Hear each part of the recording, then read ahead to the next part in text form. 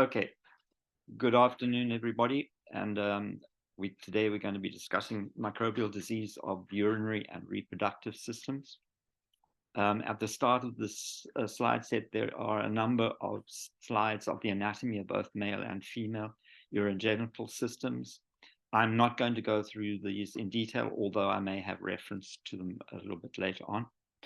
So please make sure that you revise these, remembering what you did in A and P. The first thing I want to tell you is that up until recently, it was believed that large areas of the urogenitary system were in fact sterile. And then it turns out now that they are not as sterile as we once believed. So, for example, of course, it was clear to everyone that the vagina had a rich microbiota, and that has been known for a long time. But it was thought that, for example, the uterus was sterile. It turns out that that is not true, and that there is, in fact, a microbiota in the uterus that is distinct from that in the vagina. Not only that, if we look at the urinary systems, it was known that, for example, the lower reaches of the urethra, both male and female, might have resident populations. But that it was always thought that higher up, there were none. It now turns out that, in fact, there is a microbiota in the bladder, not a very rich one. It's not a very high number because of the passage of urine is so rapid that it keeps the populations down. But it is important because there has always been this idea that if you took a urine sample, a midstream urine sample, it would be sterile. It turns out that that is not true. And in fact, that urine picks up bacteria from the bladder and then from the urethra as well. So the fact that there are bacteria in urine is no longer taken as an indication that there is an infection somewhere. Instead, we use a standard now where if the bacterial number is above a certain level in the urine, we take that as indication that there is, in fact, an infection. So on that note, let's talk first about the microbiota of the vagina. And the most important and predominant group of bacteria in the vagina are the lactobacilli. And these are tremendously important for vaginal health because they produce both peroxide, H2O2, and they produce lactic acid. They lower the pH of the vagina. And by doing so, they exclude many potential pathogens. The lactobacilli also respond to changes in levels of estrogen. And that is probably because they are responding to changes in the structure of the mucosa and of mucus itself. There are other bacteria present in the vagina, streptococci, various anaerobes, gram-negatives, that may well be derived from fecal contamination, such as E. coli and Proteus. But these are kept in low numbers and do not normally cause a problem. In addition, for most women, this organism, Candida albicans, can be isolated. Candida albicans is a yeast. It is a single-celled fungus, a eukaryote, and it is normally in very, very low numbers. It does not like the low pH caused by the lactic acid. And when the pH of the vagina changes, it makes it, if the pH begins to rise, then it actually makes it possible for Candida albicans to begin to bloom, to replicate, and cause problems. And this is the characteristic yeast infection, which produces itching and a purulent discharge sometimes. And this is in response to changes in the structure of the microbiome of the vagina. So talking about the urogenital system, the first symptom very often of any infection is a urethritis. That is an inflammation of the urethra. And this can be extremely painful, and is often the very first symptom that a patient will notice about when an infection has begun to set in. Cystitis is inflammation of the bladder, of the urinary bladder, and it indicates that the infection which has spread throughout the urethra and then into the bladder as well. Ureteritis is potentially very serious. This is inflammation of the ureters leading from the kidney down to the bladder. And pyelonephritis is an inflammation of one or both kidneys. And this can cause intense pain, and the pain is called pyuria. It refers specifically to kidney pain. Now, the infections of the urinary tract are in fact incredibly common, and much more common in women than in men, but they do definitely occur in men as well. And the majority of these urinary tract infections are due to 3 organisms. I've only put 2 here, but they're either Proteus mirabilis, Escherichia coli, or chlamydia. And those are the commonest causes of these infections. So accepting that the first sign symptom is a urethritis is very important when that is reported, that some diagnosis is made, because urethritis is almost always an indication of infection. We divide them into 2 groups. The first, a gonococcal urethritis, and that is the urethritis caused by the causative agent of gonorrhea, Neisseria gonorrhea. The other group are the non-gonococcal, or you'll see it also referred to as non-specific urethritis. And that can be caused by a wide variety of organisms. Most commonly, it is caused by chlamydia. And chlamydia far outranks even gonorrhea as a cause of urethritis. But there are numerous other organisms which can also cause that.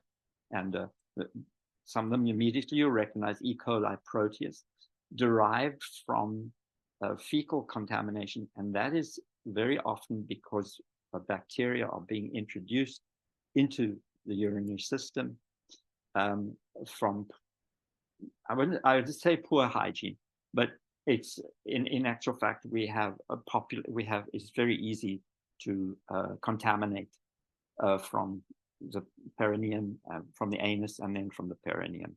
So it's not necessarily poor hygiene, it's just unfortunate hygiene tends to introduce these bacteria. There are numerous others that can do it, but these are by far the most common: chlamydia, E. coli, and proteus. So let's talk a little bit about cystitis, which is inflammation of the bladder. Again, cystitis is most commonly caused by E. coli or by proteus. And these result in inflammation of the bladder wall, and they produces polyuria, which is frequent urination, and dysuria, which is painful or difficult urination. And it may be accompanied by pyuria, by pain in kidneys as well. Now, this is very much more common in women than in men. And I'm just going to refer to this again. This is from the anatomy slides to show you why. First of all, notice the proximity of the anus to the opening of the urethra in women. It's very close. Not only that, look at the length of the urethra in women. It's very, very short when we compare it to male anatomy, where the meatus, the opening of the urethra, is very far from the anus. And second of all, the length of the urethra is long, very, very much longer than it is in females. And this is the reason these bladder infections tend to be far more common in women than they are in men. So this there is some indication that careful wiping after defecation and that good hygiene can limit these, but really that is not the whole answer, because the entire perineal area tends to be fairly rich in bacteria derived from the anus. So the diagnosis of cystitis, we're remembering now we have to distinguish cystitis from just, if we're looking at the urines, we have to distinguish what characterizes cystitis as opposed to a normal urine.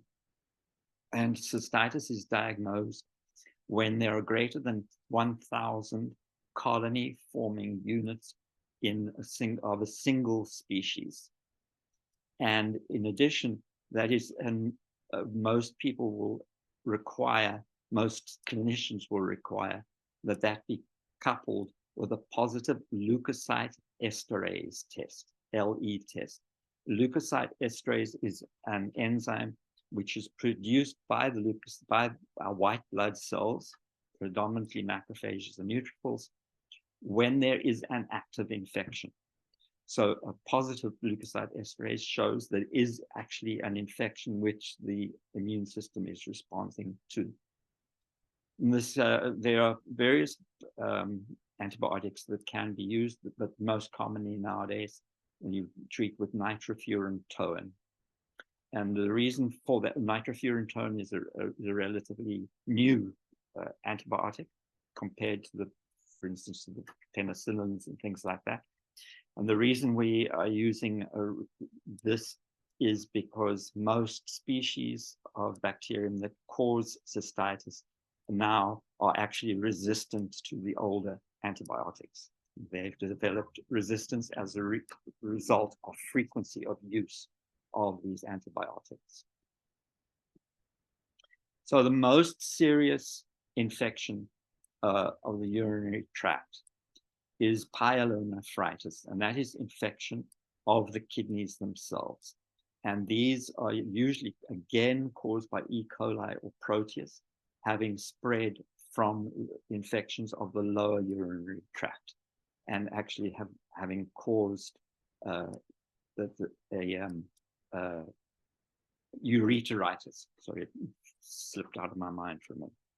Having caused a ureteritis and then having introduced bacteria into the kidneys.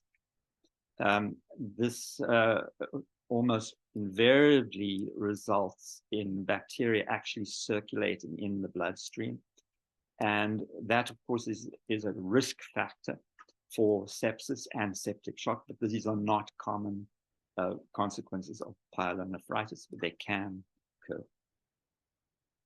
Pyelonephritis is extremely difficult to treat, and it can set up a chronic infection in the kidneys. And this can actually result in substantial damage to the kidneys and become a life-threatening situation. In addition, even a single episode of pyelonephritis does increase risks of subsequently suffering from kidney stone. So the diagnosis, again, we're looking at urines as a way of diagnosing what's going on. And testing urine, you should have, for pyelonephritis, you will see a very high, very, very high bacterial count, greater than 100,000 colony-forming units. So that's 10 times what we saw in cystitis. 100,000 colony-forming units per milliliter of a single species, and again, a positive leukocyte esterase test. And these have to be treated very, very vigorously with strong antibiotics like cephalosporin. So this was just for my reference to you. Okay, so let's have a look now at diseases which are transmitted to the reproductive system. And the first that we're going to talk about are the sexually transmitted infections. used to be called sexually transmitted diseases, now more properly referred to as STIs, although I'm old-fashioned and I'll slip up and I will refer to them sometimes as STDs. The distinction being that a sexually transmitted disease implies that we see obvious signs and symptoms. And in actual fact, in many sexually transmitted infections, you don't see obvious signs and symptoms. The disease remains hidden even though it is active. So this is an unfortunate thing about these sexually transmitted diseases, because it means that people who are infected and are still sexually active are able to transmit very easily without any knowledge that they are doing so. And there are many, many, many different diseases of the reproductive system which are transmitted sexually, but we will only discuss a few of the more important ones. These infections are extremely common, especially in young sexually active people. And that, of course, is because young people tend to have a lot more sex and also tend to have more sexual partners than older age groups. The really important thing, and something I'm going to refer to again and again in our discussion, is that most of the diseases that we're going to be talking about can be prevented by the use of condoms. And the condom usage has been shown to result in population-wide decreases in the incidence of sexually transmitted infections. And I'll point this out to you when we look at some of the epidemiological data. So let's talk first about this disease, gonorrhea. Gonorrhea is, again, it's a very common disease. It's it is caused by the agent Neisseria gonorrhea. And please note, you are going to be asked about this name, so get it straight in your heads. Neisseria gonorrhea is a gram-negative diplococcus, and I've told you this several times. It's very rare to have a coccus that is gram-negative, but this is one of them, and it's usually a diplococcus. It occurs in pairs like this, and that is characteristic for Neisseria. It is facultatively anaerobic. It actually prefers a high carbon dioxide concentration, so it is a capnophile. And there are some important things to note about the incidence of gonorrhea. And I'll just show you here and then flip back to that slide. This graph here, it only goes to 2016, but I'll point out to you when we get there that there has been a continuation of this. So first of all, notice here, there is a very high incidence of gonorrhea. And that is, we start in 1941, and this is the United States. So there is a peak here in 1946, 1947, somewhere around there, and then it begins a decrease. So let me ask you, first of all, what do you think that peak is due to? Because there is something very important about that date. Okay, 1945 was the end of the Second World War. And this represents the return to the United States of many, many young men who were infected with gonorrhea while they were overseas. And they return to the United States and then transmit the disease widely when they arrive. And this is the cause of massive public awareness campaigns, advertising the use of condoms, this sort of thing. But also, this is also the time when use of antibiotics becomes much more common. And there is a decrease in the incidence of gonorrhea as a result of that, of the two things, public awareness and antibiotic use. However, Have a look here, and what do we see here? Absolutely exponential increase in the incidence of gonorrhea. And what is this period here, 1961, 1971, the early 70s, what is this? This is the age of free love. This is the time this great social revolution took place. Almost say a sexual revolution, as sexual liberation became part of the zeitgeist. And as a result, there was a massive increase in sexually transmitted infections.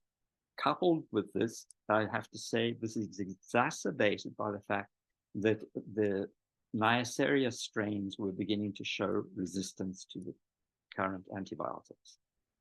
So then have a look here. Now there's a massive decrease in the incidence of gonorrhea. Why? What is happening here in this period here? This is 1981, 90 into the early 90s. What accounts for this massive decrease here? And the answer is that this was the midst of the AIDS epidemic. And in this time, the use of condoms became extremely widespread. They were made very, very widely available, along with information about how to use them. Now, the intention was to reduce the incidence of HIV, human immunodeficiency virus infection. But along with that came a decrease in the incidence of all other sexually transmitted diseases. Not only gonorrhea, but syphilis as well. There was a massive decrease. Now, have a look from here on, and I have to tell you that this graph now is doing this. We are seeing an increase again. It more or less comes up like this to our current 2023. And we have to ask, what is this about? Why? Why is there this increase? And the answer to that is all of the emphasis on safe sex, on the use of condoms and safer sex practices has largely fallen out of the public discourse. And so people do not know, they do not realize that things like using a condom will actually prevent things like gonorrhea, infections with gonorrhea. And as a result, because people are simply not following safer sex practices anymore, we're beginning to see an increase again, and a very rapid increase in the incidence of these sexually transmitted infections, gonorrhea being only one of them. Okay, so these sexually transmitted infections are always wrapped up in cultural issues for fairly obvious reasons. But we always need to keep the two things in mind as we talk about it. So gonorrhea, sorry, I'll come back to this. What it does is it actually infects columnar epithelial tissues, and it creeps down in between the cells, and it results in a inflammation and a very vigorous response from the neutrophils of the immune system, which form pus. So pus is actually a characteristic of the formation of an infection by gonorrhea. So in the vagina, it does not infect the vaginal wall. It infects only the cervix, because the vaginal wall does not have the stratified columnar epithelium. Instead, it has squamous epithelium, and the cells can't infect those. They have to have columnar epithelium. So, but the columnar epithelium occurs widely, for example, in the urethra, in the throat, in the anus, all over the place. And all of these sites can be infected by Neisseria as well. So in the primary sign or symptom for men is the development of a very vigorous urethritis, extremely painful urethritis. And men tend to report very, very quickly to a medical professional. Now the Neisseria is extremely infectious. So in men, the infection rate, about a third of men would be infected from a single exposure. About a third would be. And they will develop symptoms within days, at most within a week, 10 days, they'll begin to develop a urethritis. If they should ignore it and not have it treated, it can spread throughout the reproductive tract, and they can end up with epididymitis as well. But men tend to report very quickly because of the pain of urination. In women, because only the cervix is infected, they may not know at all that they are infected. There may be itching and discharge, but very often women will be completely unaware of the fact that they have been infected. This is very dangerous on two counts. First, they are infectious. And as a result, they can actually, if they are sexually active with more than one partner, they can definitely spread the disease. The second reason it's so dangerous is because the Neisseria can actually spread then up the reproductive tract. And it can be responsible for a number of different disorders throughout the reproductive tract. The most important being infection of the fallopian tubes. And that causes pain, and it also causes scarring of the fallopian tubes and predisposes women to infertility and to ectopic pregnancy. That is, having fertilized eggs implant in the fallopian tube at kind of blocked, their passage is blocked by the scar tissue. So they implant in the fallopian tube rather than implanting in the uterus. So the Neisseria is one of the commonest causes of pelvic inflammatory disease.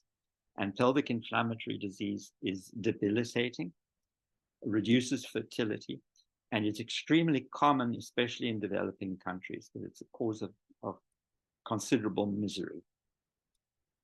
That in both men and women, Neisseria can disseminate and cause heart problems, meningitis, arthritis, all sorts of things. One of the most terrible results of a woman being infected and not knowing is that she can transmit the Neisseria to an infant as it's born via vaginal birth, because the Neisseria end up entering the eyes and can result in blindness, which is called ophthalmia neonatorum.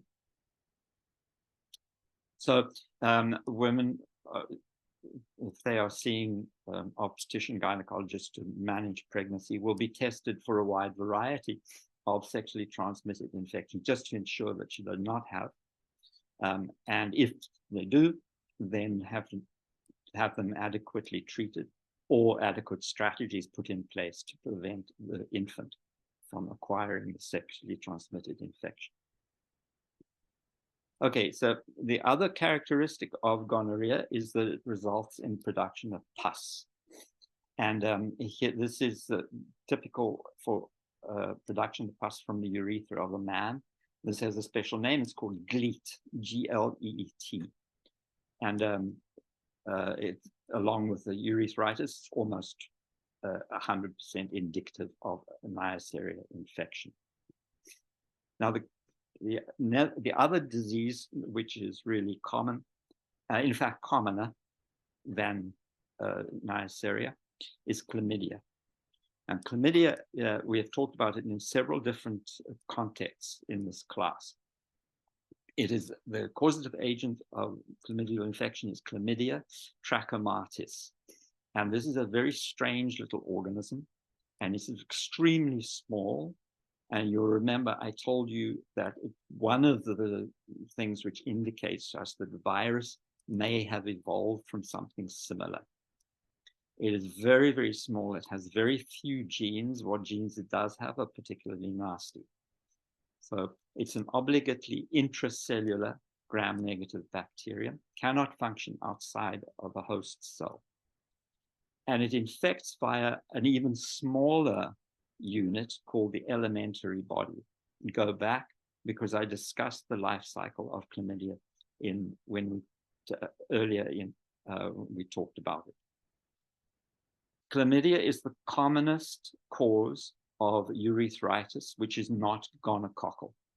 So it is the commonest cause of non-specific urethritis or non-gonococcal urethritis. Very, very infectious, very, very easily transmitted, and probably our commonest sexually transmitted disease, I would say, apart from papillomavirus. Is often completely asymptomatic, especially in men, but they still remain infectious, which is one of the things that accounts for its high incidence. It also has an unfortunate effect that it causes subliminal damage, but that damage may predispose somebody to other infections, to infections with other organisms. And it often co-occurs with other infections. In men, it may be tolerated for a very long time before anything serious happens or before it fades away. But in women, there's much more likelihood of deleterious sequelae from the infection. The first is salpingitis. That is inflammation of the fallopian tubes. Chlamydia is also a major contributor to pelvic inflammatory disease. And the salpingitis is specifically inflammation of the fallopian tubes. There is also an increased risk of cervical cancer due to chlamydial infection. And it also poses a major risk to infants because they can become infected through vaginal birth. And as a result, chlamydial screening is usually performed on somebody who is pregnant before they give birth. The way in which we find it is by having a look at urines and doing a nucleic acid examination, looking for the actual genes of chlamydia present in it. Now, one of the risks to infants is to the eye, again to the eyes, because chlamydia has a propensity for infecting the tissues of the lining of the eyes and of the eyelids. And the chlamydia, by the way, can also be transmitted by hands and by vectors like flies. And look back, because one point I told you about the disease of trachomatis. Trachomatis is an infection of the eyes, which is one of the commonest causes of blindness in the developing world. This is also due to chlamydia. And it can also cause another very serious condition called lymphogranuloma venereum. And this is due to an infection of the lymphatics, particularly of the groin. And it is most common in developing countries. Usually the chlamydial infection will be picked up one way or another before it proceeds to that. And lymphogranuloma venereum is also a cause of elephantiasis. It blocks off the lymphatic system and causes this massive swelling of the limbs as lymph fluid accumulates. Chlamydia can be treated, needs quite fierce antibiotics to treat, but it is treatable. So just another word about pelvic inflammatory disease, just to emphasize its importance. It's due to the bacterial infections of the reproductive tract of females, and is particularly associated with infections of the uterus and of the fallopian tubes. And it's a very often mixed bacterial infection, but there are these Neisseria and chlamydia are the two which are most commonly the predisposing bacteria. And salpingitis is one possible effect of these pelvic infections, and again result in widespread infertility in populations where these bacteria are common. Okay, so let's move on, talk about this organism, Treponema pallidum. Treponema pallidum is the causative agent of syphilis, the disease of syphilis. And Treponema is a gram-negative, but it isn't a spirochete. Go back to the very beginning and when we talked about bacterial form. It looks like a corkscrew, a very tight, very thin, long cell. And the corkscrew is wrapped around a flagellum which runs through the center. And this causes the whole organism to spin on its axis.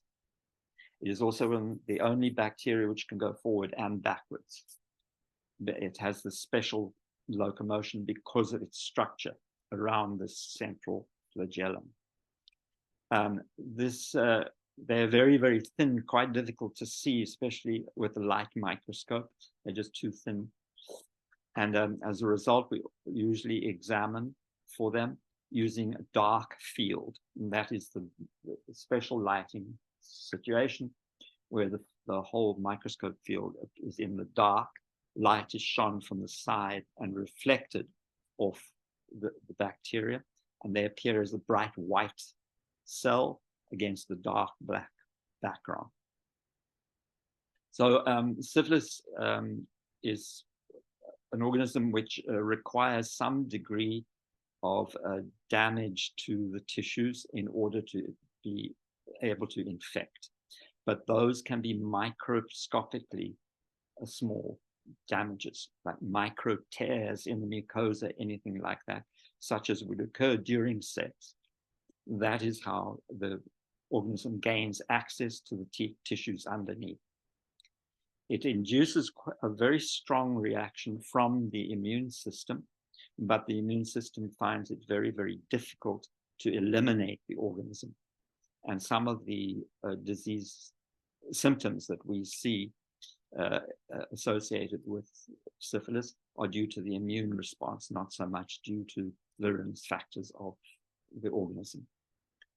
So there are a couple of other strains apart from the one that causes the sexually transmitted infection. There are a couple of others that cause other diseases. And one that you'd see in developing countries most commonly is a disease called yaws, which causes terrible, terrible skin lesions. So this is what the organism looks like. You can see it's a tight spiral, and running through the middle of it, there is a single flagellum, which when it spins, causes the whole organism to spin like a corkscrew. So again, we see some interesting features about its epidemiology. And again, it's a story really similar to that of gonorrhea. The two often track one another epidemiologically. So here we see after the Second World War, an increase in the incidence. Then with the onset of public awareness campaigns and of antibiotics, a massive decrease, and then increase through to the 1980s. And then following the safer sex practice public awareness campaigns, a massive decrease in the incidence. But now, unfortunately, again, as for gonorrhea, we're seeing an increase again. And that increase is predominantly in young people, 15 to 25. So then that is exactly what you expect in your most sexually active population. Now, syphilis is potentially a very, very serious illness. It begins with the development of a sore around the spot where the infection took place. So the organisms entered the skin here, and it ends up reproducing in that area, but also causing an immune response, which results in this ulcer. But this ulcer is completely painless. Now, in men, it's often very obvious. They can see it. But in women, this ulcer may be high in the vagina or often on the cervix, and it is absolutely painless. So in women, the most that they often feel is some itching or some discharge, but not anything which would cause them to maybe report to a doctor. So that in women, it can be hidden away, and that is extremely dangerous, of course, because the woman then is infectious. This ulcer here produces an exudate. It's a serum that is leaked from the ulcer, which is incredibly rich in the spirochete. So this is very, very, very infectious. And for somebody to have sex at this stage, they are going to be transmitting a huge number of the organism. Now, this sore, here's what is so insidious about syphilis. This sore disappears. It heals completely after about a week, 10 days. But the organism does not go away. The organism now moves into circulation in both the blood circulatory and the lymphatics. And the next stage arises weeks to months later, and it is called secondary syphilis, and it produces skin rashes and rashes on the mucosa. And the mucosal rashes can break through as a lesion, which are highly infectious. Here you can see lesions on the hands. This is, again, due to a very strong immune response to the presence of the organisms. Now comes the most dangerous stage of all, because this, in fact, can resolve without any treatment and disappear entirely. But the organism is still present, and the organism now goes into a latent period.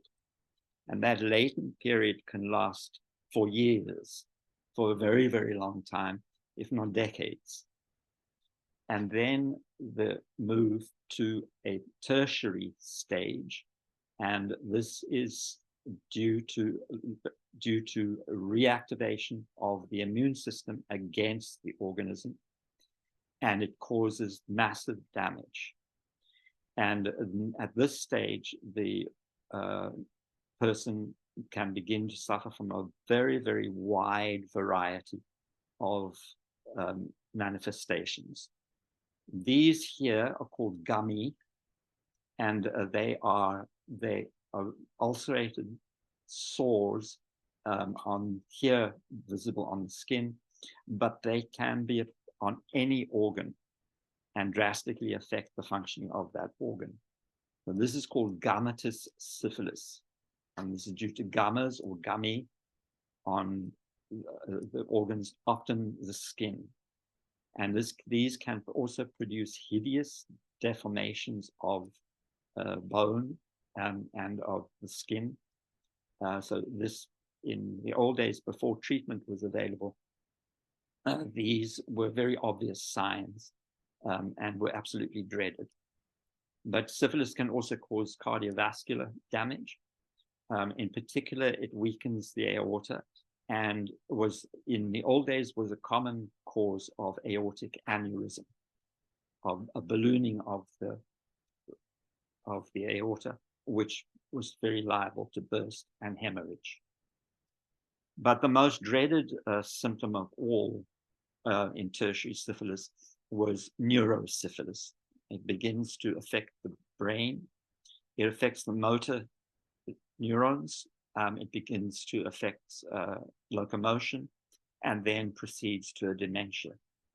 And this stage here is very, very, very difficult to treat, because it's not so much the organism itself, it's the culmination of years of immune response to the presence. So I should tell you that this latent period here can mark the end of the infection. Only about a third of people actually proceed to the tertiary stage. There is another really serious effect of infection, and that is that the organism itself can cross the placenta and can cause congenital syphilis in a fetus.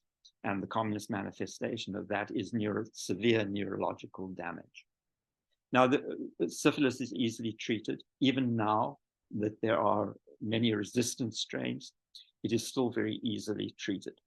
And it usually responds to a very short treatment with antibiotics.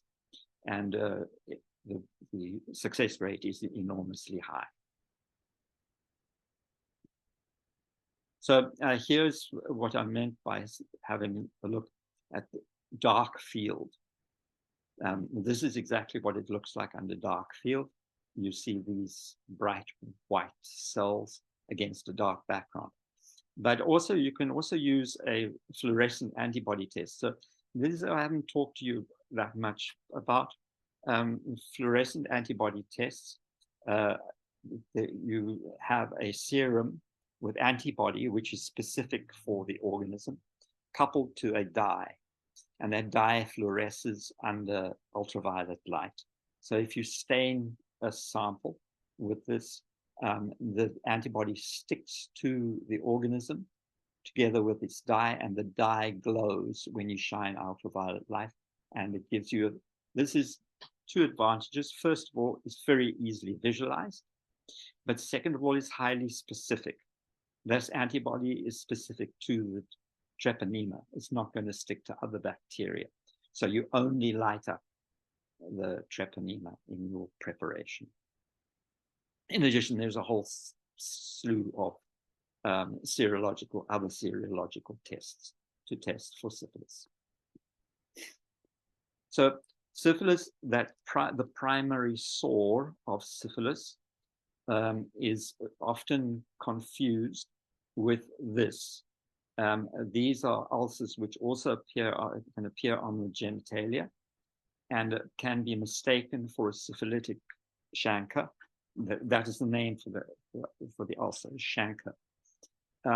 But this is called soft chancre, and it's caused by an entirely different organism, Haemophilus ducreyi. Like it's a gram-negative rod. It's not a spirochete at all. The one really obvious difference between the two, they look similar to one another. The chancroid, soft chancre of Haemophilus, and the chancre of treponema look very similar, but the chancroid of Haemophilus is extremely painful. And it's accompanied by swollen lymph nodes. And this is completely different to the manifestation of treponema.